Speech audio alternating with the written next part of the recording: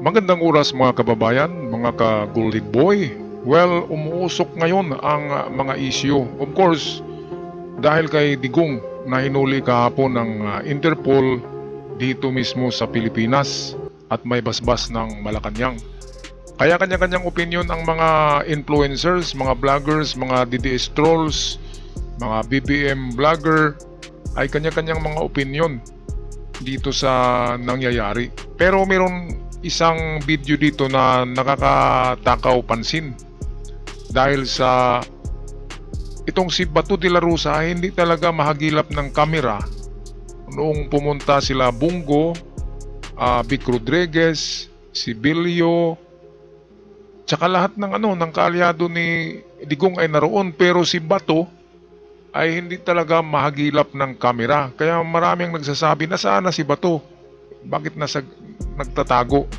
Kaya meron tayong supporting video dito kung bakit nga ba nagtatago ang tigasing Bato de la Rosa ay ngayon ng lambot ang tuhod na parang marshmallow. Narito ang video courtesy sa atin ng ating ka-vloggers sa iyong araw. Nahuli na si President Rodrigo Duterte at nagpakita si Senator Bongo, Philip Salvador at Belo sa airport. Kaso nawawala si Senator Bato. Hinuli na si FPRRD. Ngunit natatakot ba si Senator Bato? Dahil baka siya ang susunod na hukulihin? Ano po ba magiging kumbaga mukha ng paglilitis na ito? Siyempre, unprecedented, first Asian, first president for that fact in the world na malilitis po sa ICC. Ano magiging mukha nito, especially time element wise? Posible na ngayong umaga, hindi ko alam kung anong gagawin, pero ililipad pa siya sa Hague. At kung siya, dahil na may warrant of arrest, siya ay madidetain doon sa ICC Detention Center, mismo sa building ng ICC yan, sa The Hague. Pero ang isang kailangan natin bantayan, at ito, siguro babanggitin ko lang ngayon dito kaagad, hindi lang siya ang pinangalanan doon sa complaint. So, posibleng in the next few weeks, in the next few days, magkaroon pa ng mga dagdag na mga warrants para doon sa mga ibang complainant. So, isang bagay na kailangan siguro din natin pantayan whether the ICC will issue additional warrants para doon sa mga iba pang mga defendants na pinangalanan doon sa original complaint na tinampa nung prosecutor sa ICC. Ito yung balita na sinabi ni Trillanes na merong pangkaragdagan na arestuhin. Kaya dito pa lamang ay nanlambot talaga ang tuhod ni Bato de la Rosa. Bakit? Kasi mas malaki ang responsibilidad, ang malaki ang kanyang pananagutan. Pareho lang sila ni Digong. Si Digong nga ang presidente, kaya si Digong ang first principal. Ang vice principal ay walang iba kundi si Bato de la Rosa dahil sa yung chief PNP na nag-order nitong disinyong tukhang. Tuk-tuk, hangyo, pusil. Ganyan yung tukhang. Kaya tukhang kasi tuk-tuk, hangyo, pusil. Walang hangyo eh. Dapat hangyo ka, ibig sabihin ay tatawad ka na sumurinder na kayo, ganyan. Pero wala eh. Pagkatok, bukas, tadyakan ng pinto. Pag may makitang lalaki, babarilin. Ang babae, hindi. Kaya merong nangyayari na wala doon yung kanilang target na lalaki. Ang nakita ay mag-ama na lalaki. Isang 19 anyos at isang 40 anyos na ama pinagbabaril ng mga pulis. Kaya napakalaki talaga ng kasalanan nila Bato de la Rosa at Duterte sa itong war on drugs na ang kanilang tinatalo at mga biktima ay pawang mga napagkamalan. Kung meron mang mga drug pusher ay nasa 20% lang, 80% doon ay walang kinalaman sa drugs. Kaya napakalaking kasalanan. Ito ang nakalimutan ng sambayan ng Pilipino. Kaya maraming DDS kasi nakalimutan nila ang nangyayari. Kasi hindi nangyayari sa kanilang lugar. Pero sa Metro Manila, grabe, 20,000 yata ang namatay sa Metro Manila. And sa iba't ibang pulo ay nasa 10,000. All in all, merong 30,000 na namatay sa tukhang. Kaya grabe ang pananagutan ni Digong. Ang principal, vice principal ay si Bato de la Rosa.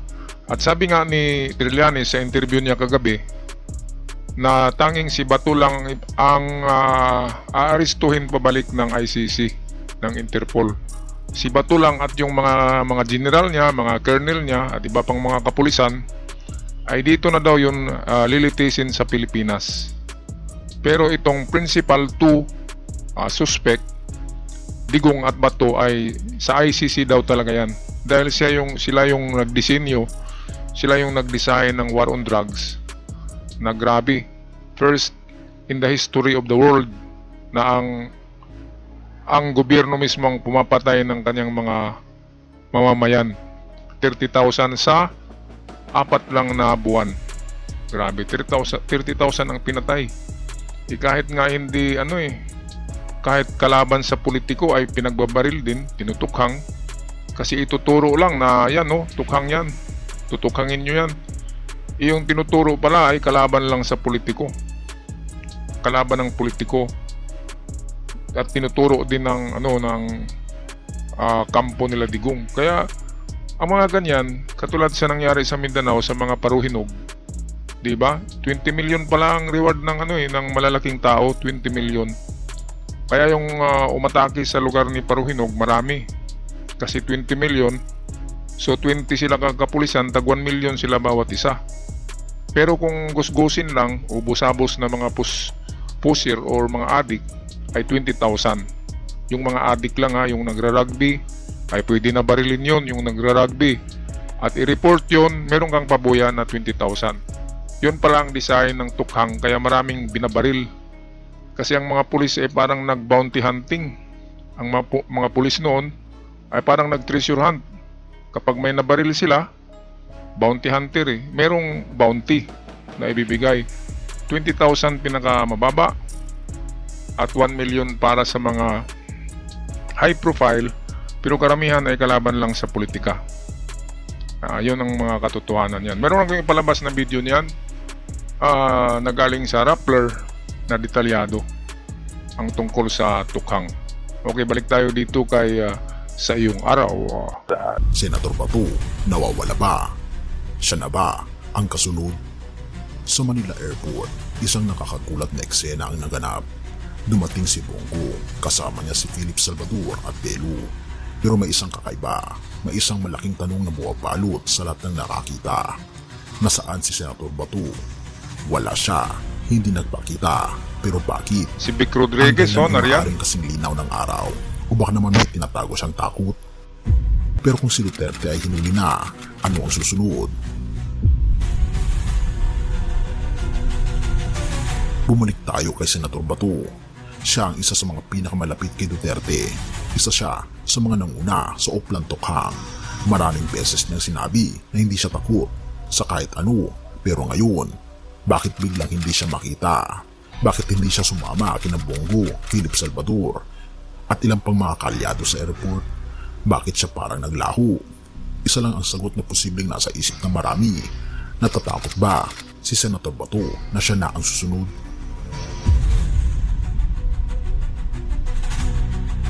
Ang ICC ay matagal nang may iniimbestigahan. Ang mga biktima ng anti-drug war ay humingi ng hustisya.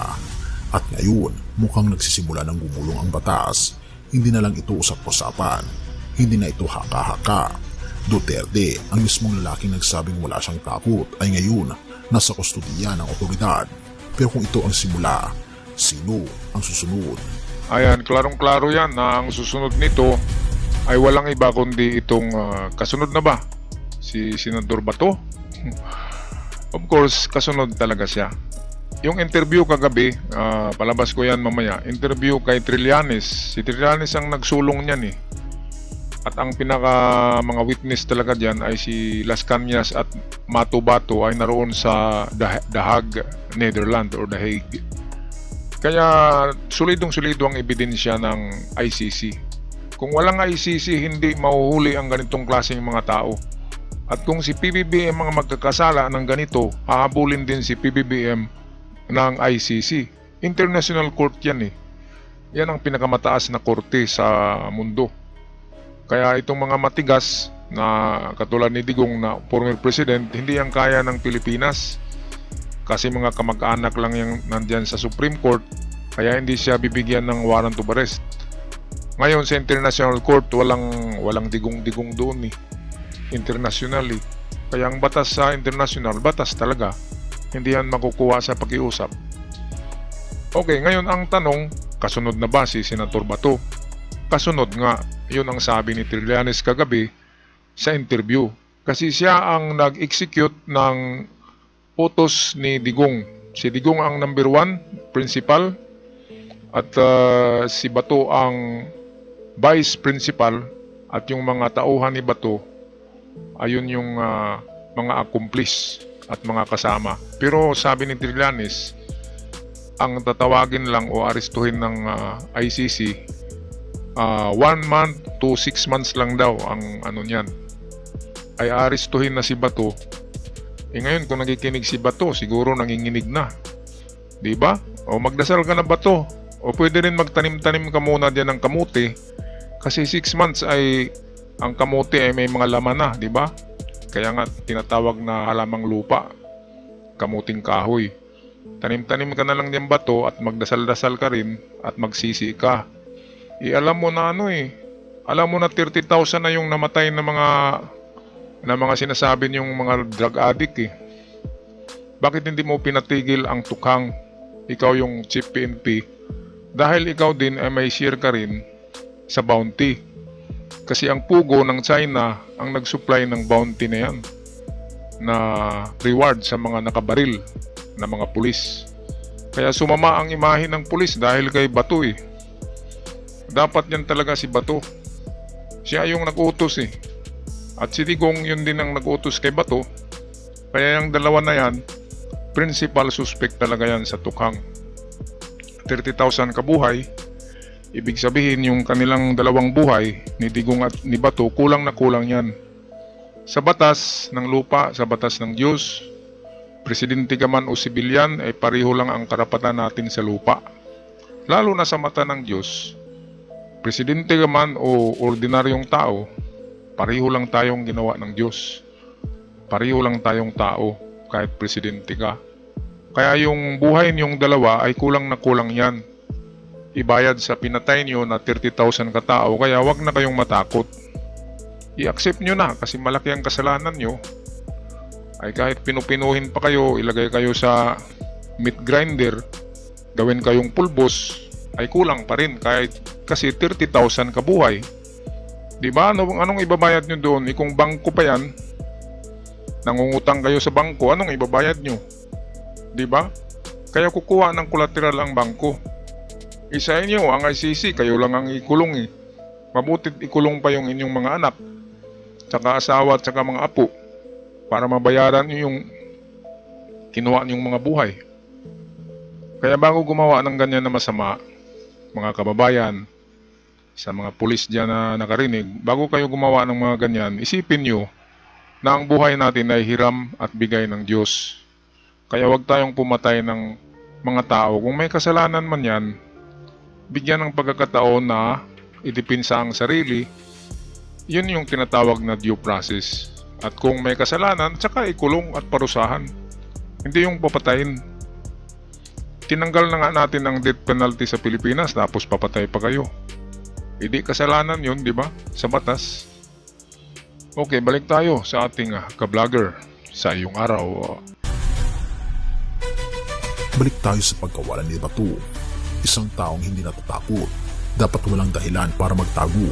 Pero kung ang kasamang lider ay naaresto na at ikaw ay susunod sa listahan, paano ka hindi matatakot? Malamang sa mga oras na ito, marami ang nagtatanong, marami ang nag-aabang kung si Duterte ay huli na. Bato, isusunod ba? Dahil kung ating mapapansin mga kaibigan, ayon sa mga ulat, hindi lang si Pangulong Duterte ang nasa likod na ipinasa na complaint sa ICC, kundi marami pang mga pangalan. At malamang si Senator Bato ang isa dito. Ang tanong ay, ano ang susunod na kabanata?